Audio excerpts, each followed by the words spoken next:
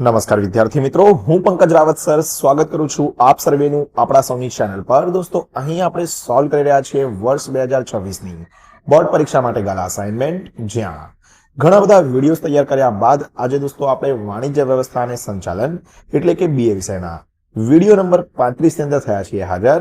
અહીં બીએ ના paper number 4 ના વિભાગ એ અને બી નું સોલ્યુશન વિગતવાર આપણે સમજવાના છીએ। ફટાફટથી મિત્રો આપ સર્વે આ વિડીયોને લાઈક અને શેર કરીને બને રહેજો વિડીયો અંત સુધી, જેથી કરીને અત્રે સમજાવેલા એક પ્રશ્નની અંદર એકદમ વિગતવાર રીતે આપ સર્વે વિદ્યાર્થી મિત્રોને ખ્યાલ આવી શકે। આ સિવાય જો આપ શ્રી છો આપણી ચેનલ ઉપર નવા અને હજુ સુધી ચેનલ ઉપર નથી જોડાયા તો નીચે આવેલા લાલ કલરના સબસ્ક્રાઇબ બટન દબાવીને ચેનલ ઉપર જોડી દેજો તથા બાજુમાં આવેલા બેલ આઇકનને કરી દેજો ઓલ પર સેટ, જેથી કરીને ભવિષ્યમાં આવનારા ધોરણ 12 અને ગાલા અસાઇનમેન્ટ સોલ્યુશન્સના આવા જ મહત્વપૂર્ણ વિડીયોઝ સૌથી પહેલા દોસ્તો આપને જોવા મળતા રહે। ચાલો મિત્રો, શરૂઆત કરીએ છીએ પેપર નંબર 4 ના વિભાગ એ થી, જ્યાં સૌથી પહેલા આપણને વિકલ્પો જે છે તે આપવામાં આવેલા છે। પ્રત્યેક માટે 1 ગુણ આપણને મળે છે। પહેલો પ્રશ્ન છે કે વ્યવસાયી મંડળો પોતાના વ્યવસાય માટે કઈ બાબતોનું પડતર કરે છે? જુલાઈ 22 અને માર્ચ 24 નો પ્રશ્ન હર હંમેશની જેમ કહું છું, ગત વર્ષની બોર્ડ પરીક્ષામાં જે પૂછાઈ ગયેલા પ્રશ્નો છે ભાઈ, તે આપણા માટે ખૂબ મહત્વપૂર્ણ છે। તો આચાર સંહિતા વિકલ્પ નંબર ડી જે છે દોસ્તો, તે અહીંયા આપણા માટે સાચો જવાબ આવી જશે। ત્યારબાદ બીજા નંબરના પ્રશ્નની વાત કરીએ। વૈજ્ઞાનિક સંચાલન વિચારધારાના પ્રણેતા કોણ છે? માર્ચ 22 નો પ્રશ્ન છે। ફ્રેડરિક ટેલર જે છે તે અહીંયા ખાસ યાદ રાખીશું આપણે કે વૈજ્ઞાનિક સંચાલન વિચારધારાના પ્રણેતા છે।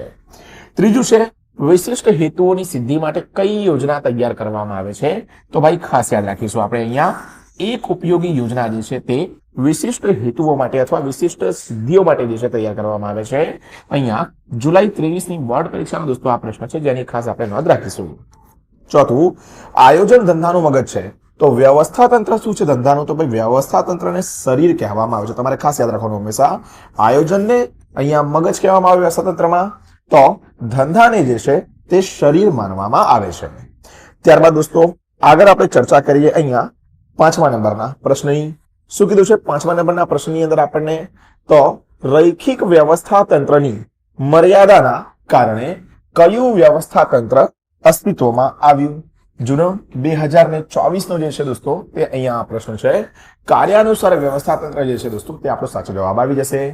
છઠ્ઠું છે માનવ સંસાધન સંચાલનનું મુખ્ય કાર્ય કયું છે? માર્ચ 24 નો પ્રશ્ન છે।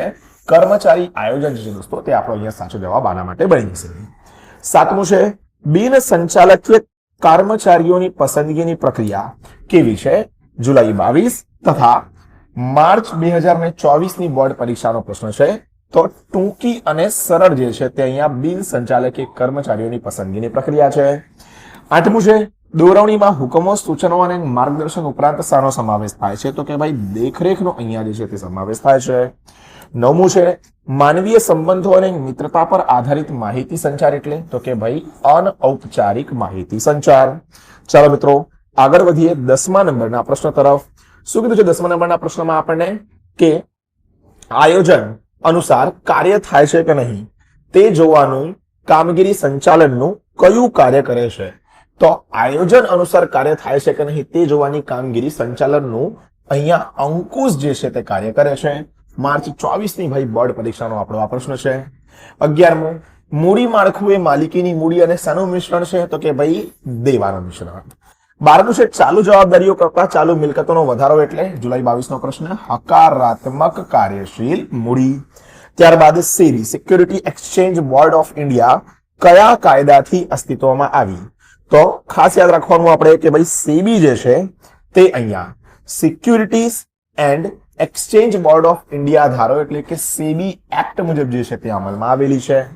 14મું વિદેશી રોકાણ સંસ્થાએ તેની નોંધણી કોની સમક્ષ કરાવવી પડે છે? તો security exchange board of India સેબીની સમક્ષ, વિકલ્પ સી આપણો સાચો જવાબ આવી જાય। 15 વધુ પડતા જાહેરાત ખર્ચને કારણે શું થાય છે? તો કે ભાઈ પેદાશની કિંમતમાં વધારો થાય। આપણે વધારે પડતી જાહેરાત કરીએ તો આપણી પ્રોડક્ટ આપણી પેદાશ જે છે તેની કિંમત અહીંયા વધી જાય છે। 16મા નંબરના અહીંયા દોસ્તો વિકલ્પની વાત કરીએ।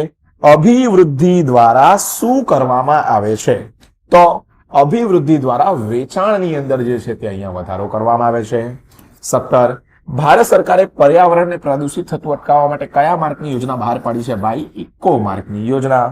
ચલો 18 ગ્રાહકના આરોગ્યને જોખમકારક હોય તેવી ચીજ વસ્તુ કે સેવા સામે રક્ષણનો અધિકાર એટલે તો કે ભાઈ સુરક્ષાનો અધિકાર. 19 આંતરરાષ્ટ્રીય કક્ષાએ દર વર્ષે કયા દિવસને ગ્રાહક અધિકાર દિવસ તરીકે ઉજવવામાં આવે છે? તો ભાઈ 15મી માર્ચ જે છે તે વર્લ્ડ કન્ઝ્યુમર રાઇટ્સ ડે એટલે કે ગ્રાહક અધિકાર દિવસ તરીકે ઉજવવામાં આવે છે. 20મો અને છેલ્લો વિકલ્પ પેપર નંબર 4 માટે સમગ્ર વિશ્વના ધંધા ઉદ્યોગનો વિકાસ થાય તે માટે વૈશ્વિક ધોરણે શાની રચના થઈ છે? વર્લ્ડ ટ્રેડ ઓર્ગેનાઇઝેશન, વિશ્વ વ્યાપાર સંગઠન WTO ની. એટલે વિકલ્પ નંબર સી આપણે દોસ્તો અહીંયા સાચો જવાબ આવી જશે. અહીંયા દોસ્તો ખાસ જણાવી દઉં કે આની પહેલા જેમ કે મેં કીધું કે અન્ય ઘણા બધા વિડીયોઝ જે છે તે આપણે તૈયાર કરેલા છે. તમામ વિડીયોઝની લિંક્સ નીચે ડિસ્ક્રિપ્શન બોક્સમાં, કમેન્ટ બોક્સમાં કે પછી ઉપર આવેલા આઈ બટન દ્વારા જોવા મળી જશે. ત્યાંથી તે વિડીયોઝને અચૂકથી નિહાળજો.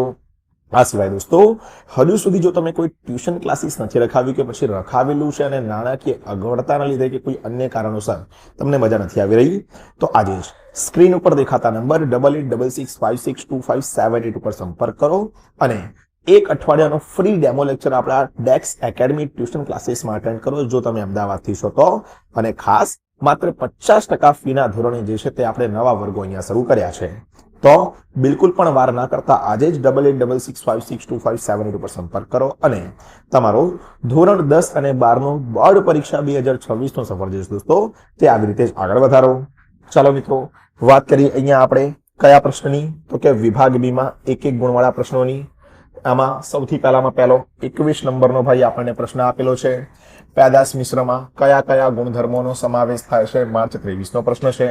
તો પેદાશ મિશ્રમાં પેદાશના રૂપ, રંગ, કદ, આકાર, વજન, છાપ, પેકિંગ, ખાતરી, વેચાણ પછીની સેવાઓ અને પેદાશના વૈવિધ્યીકરણના ગુણધર્મોનો સમાવેશ થાય છે. 22 એકમનું જીવન ધ્યેય નક્કી કરતી યોજના કઈ છે? એકમનું જીવન ધ્યેય નક્કી કરતી યોજના જે છે તે વ્યૂહાત્મક યોજના છે. ત્યારબાદ છે કેન્દ્રીકરણ એટલે શું? જુલાઈ 23 નો ભાઈ અહીંયા પ્રશ્ન છે. કેન્દ્રીકરણનો અર્થ જોઈ લઈએ ફટાફટ આપણે. તો શું કીધું છે ભાઈ? કેન્દ્રીકરણના અર્થમાં જે ધંધાકીય એકમોમાં માત્ર ઉચ્ચ સપાટીએ સત્તા કેન્દ્રિત થયેલી હોય અને ઉચ્ચ સપાટી દ્વારા જ મોટા ભાગના નિર્ણયો લેવામાં આવતા હોય તો તેવી વ્યવસ્થાને શું કહેવાય ભાઈ? કેન્દ્રીકરણ કહેવાય. 24 સત્તા એટલે શું ભાઈ? તો કાયદાની દ્રષ્ટિએ સત્તા એટલે કાયદેસર રીતે પગલાં લેવાનો અધિકાર. આ કોની દ્રષ્ટિએ ભાઈ? કાયદાની દ્રષ્ટિએ. હવે ધંધાકીય એકમમાં સંચાલનની દ્રષ્ટિએ જોવા જઈએ તો સત્તા એટલે હુકમો આપવાનો અને તેનો અમલ થાય તે જોવાનો શું ભાઈ? તો કે અધિકાર. 25 કર્મચારીઓની પસંદગી માટે લેવાતી કસોટીઓના નામ. તો ભાઈ 4 કસોટીઓ છે. પહેલું બુદ્ધિ અથવા બૌદ્ધિક કસોટી, બીજું અભિરુચિ કસોટી, ત્રીજું ધંધાકીય કસોટી અને ચોથું મનોવૈજ્ઞાનિક કસોટી. 26 નફા ભાગ એટલે શું? માર્ચ 23 નો પ્રશ્ન છે ભાઈ. એકમના નફામાંથી ચોક્કસ ભાગ કામદારોના નાણાં સ્વરૂપે વેતન ઉપરાંત ચૂકવવામાં આવે તેને શું કહેવાય ભાઈ? નફા ભાગ કહેવામાં આવે છે.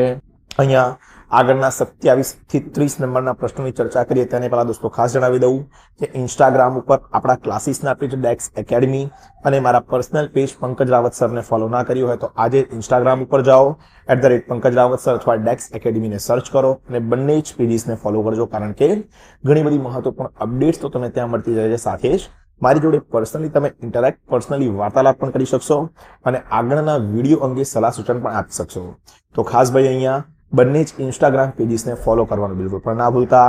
આપણી હયાત યુટ્યુબ ચેનલ ડેક્સ એકેડમીને મારા જેવા લાલ કલરના સબસ્ક્રાઇબ બટને દબાવીને સબસ્ક્રાઇબ કરી દેજો. બાજુમાં આવેલા બેલ આઇકનને ઓલ પર સેટ કરી રાખજો જેથી કરીને ભવિષ્યમાં જ્યારે પણ નવા સોલ્યુશન્સ અપલોડ થાય તો ભાઈ સૌથી પહેલા તેની અપડેટ મળી રહે અને આપ વિડીયોઝને નિહાળી શકો. ચાલો મિત્રો વાત કરીએ અહીંયા 27મા નંબરના પ્રશ્નની. શું કીધું છે 27 નંબરના પ્રશ્નની અંદર ભાઈ આપણને? તો 27 નંબરનો પ્રશ્ન જે છે તે આપણને કંઈક આ રીતે આપેલો છે કે ભાઈ કાર્યશીલ મૂડી જેમાં રોકાયેલી છે તે મિલકતો ઉપર ઘસારો શા માટે ગણાતો નથી? માર્ચ 22 નો પ્રશ્ન છે. કાર્યશીલ મૂડી જેમાં રોકાયેલી છે તે મિલકતોનું સ્વરૂપ સતત બદલાતું રહેતું હોવાથી તેની ઉપર ઘસારો ગણાતો નથી. 28 ભારતની પ્રથમ ડિપોઝિટરી કઈ છે? માર્ચ 22 અને જુલાઈ 20 નો પ્રશ્ન છે. તો પ્રથમ ડિપોઝિટરી આપણી છે નેશનલ સિક્યુરિટીઝ ડિપોઝિટરી લિમિટેડ એટલે NSDL. 29 ટ્રેડમાર્ક કોને કહે છે? જ્યારે બ્રાન્ડને કાયદાકીય માન્યતા મળતા નકલ કરવા સામે રક્ષણ મળે તો તેને ટ્રેડમાર્ક કહેવામાં આવે છે. 30મો અને છેલ્લો પ્રશ્ન ગ્રાહકોના થતા શોષણને મુખ્યત્વે કયા 3 વિભાગોમાં વહેંચી શકાય છે?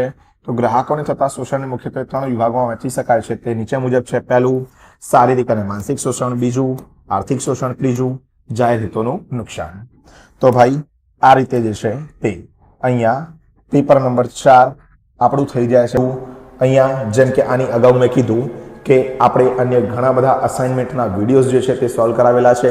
તે તમામ વિડીયોઝ હજુ સુધી જો ના નિહાળ્યા હોય તો આજે જ નીચે કમેન્ટ બોક્સમાં, ડિસ્ક્રિપ્શન બોક્સમાં કે પછી ઉપર આવેલા આઈ બટન દ્વારા તેને નિહાળી લો. અહીંયા આના પછી પેપર નંબર 5 અને પછી આપણે પેપર નંબર 6 જે છે તે પણ અહીંયા કરવાનું છે. તો ખાસ ભાઈ ચેનલને સબસ્ક્રાઇબ ના કરી હોય તો આજે ચેનલને સબસ્ક્રાઇબ કરી રાખજો. અહીં આ સિવાય વિડીયો જો આપણો ગમ્યો હોય તો વિડીયોને લાઇક કરજો. અન્ય વિદ્યાર્થી મિત્રો જે હોય તેમની જોડે વિડીયોને શેર કરજો. મળીએ છીએ દોસ્તો જલ્દી એક નવા વિડીયોમાં આવા કેટલાક મહત્વપૂર્ણ મુદ્દાની સાથે. ત્યાર સુધી થેન્ક યુ સો મચ. જય હિન્દ, વંદે માતરમ.